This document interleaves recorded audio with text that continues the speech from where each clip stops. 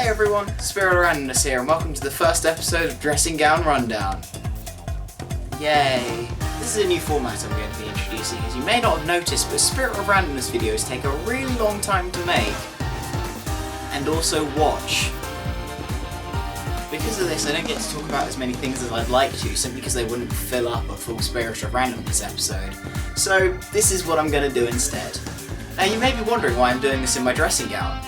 That's because I couldn't think of a better title.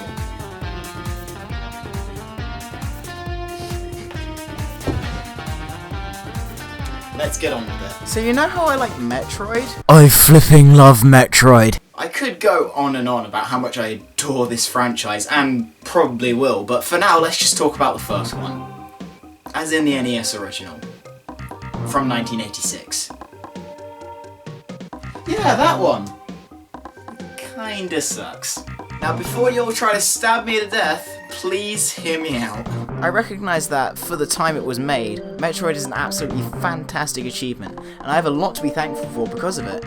However, I find the original Metroid to be incredibly inaccessible and unplayably difficult. I literally can't make any progress in this game. Yes, I'm aware I'm not good at video games, but even still, what if Metroid were good though? And I mean like, really good. Well, then we arrive at Zero Mission, which was Nintendo's answer to the problem, but that's not quite what I meant.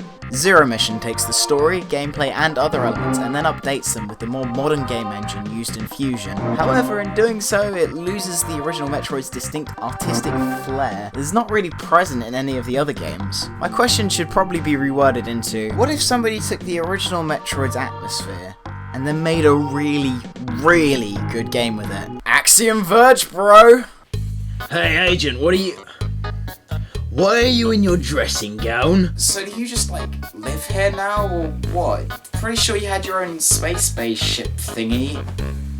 I wouldn't know, you wouldn't let me on it, but whatever. It's under maintenance. You're out of toilet paper, by the way. I literally just put a new roll in, what are you talking about? Curry and seals don't mix. Really don't mix. Have fun with that. I'd hate you if you weren't paying me. What was I talking about? Axiom Verge was all developed by one guy, Tom Happ, and was released early mid-2015 on PS4 and PC.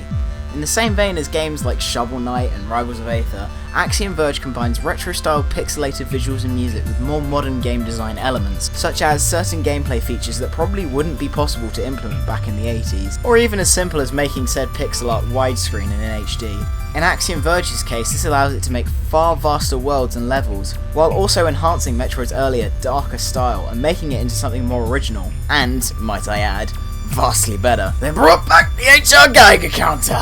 From the very start, Axiom Verge is dark, and everything about it is dark. Sound effects are harsh, electronic, and grating, though not to an annoying extent.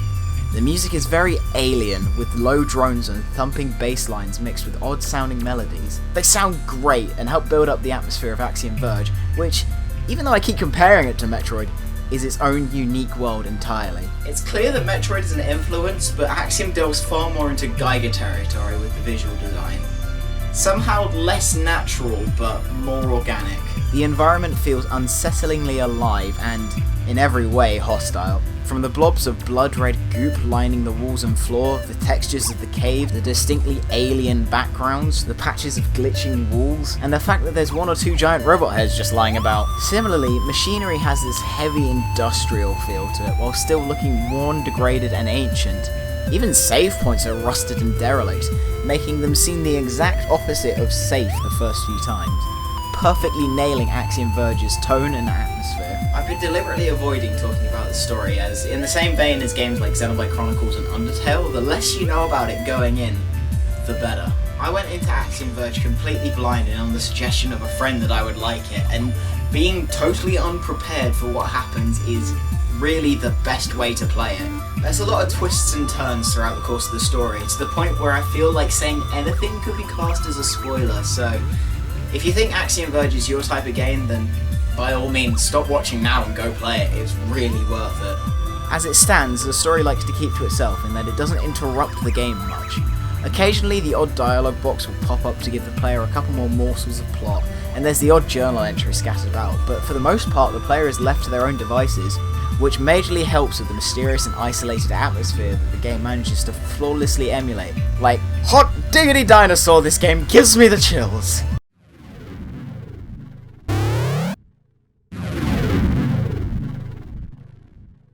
I feel significantly colder than I was 2 seconds ago.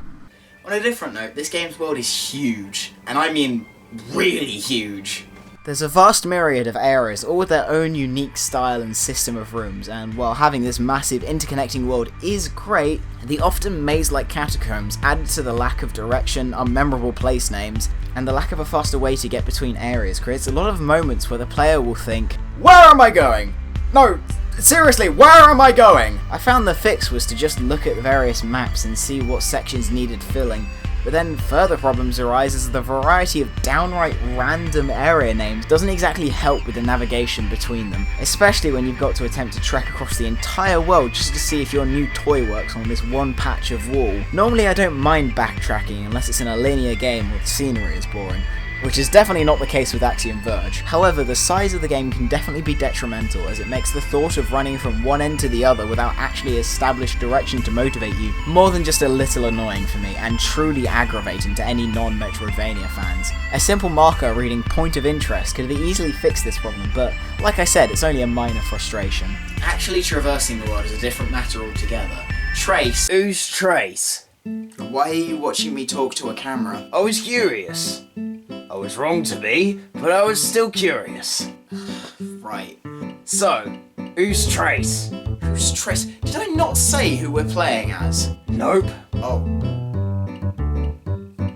Trace is a scientist. He's the guy you play as. Did I really not? Nope. Well, there goes my credibility.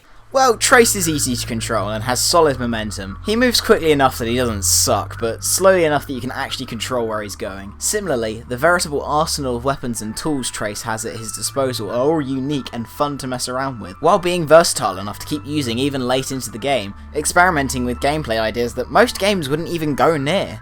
I just intentionally broke reality.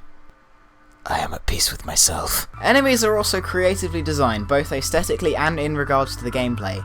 I mean, the first ones you encounter are just zoomers from Metroid, let's face it. However, it's not long before the game starts throwing curveballs and oh, they're shooting lasers! I was not prepared for today! Bosses are also an interesting topic for this game, as, while they're infrequent, they all take some figuring out in order to beat, by far providing the best challenge in way of combat. And while they all share a uniform theme, that theme being, "You!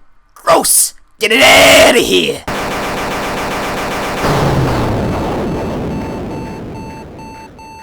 Somebody's gonna have to clean that up. And that somebody ain't gonna be me. These bosses are all different in appearance and the way that's necessary to fight them. They manage to be difficult while staying fair and enjoyable, which is everything a boss should be. However, the difficulty ramps up to ridiculous degrees later on in the game, and there are some bosses which took me far too many tries to win in some cases. All in all, Axiom Verge is absolutely phenomenal, and problems with navigation aside, it managed to be far and beyond one of the best games that I played in 2015. Of course, the comparisons to Metroid are inevitable. I mean, this review alone made that much clear. But Axiom Verge stands on its own as a truly awesome sci-fi adventure. There's a fair amount of personal bias in this as well, considering Axiom Verge is partially a love letter to my favourite gaming franchise.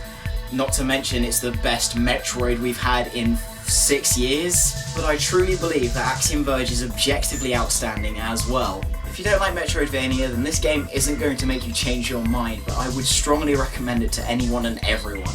I'm Spitter Randomness, this has been Dressing Gown Rundown. I'll see you guys next time. Thank you very much for watching the first episode of Dressing Gown Rundown. I hope you enjoyed it. This was actually a college project that I was asked to make, but don't worry, I have full intention of making this an actual thing. This also doesn't mean I'm going to be neglecting full-length Spirit or Randomness stuff either, but it means I get to make more videos than like 2 a year at most.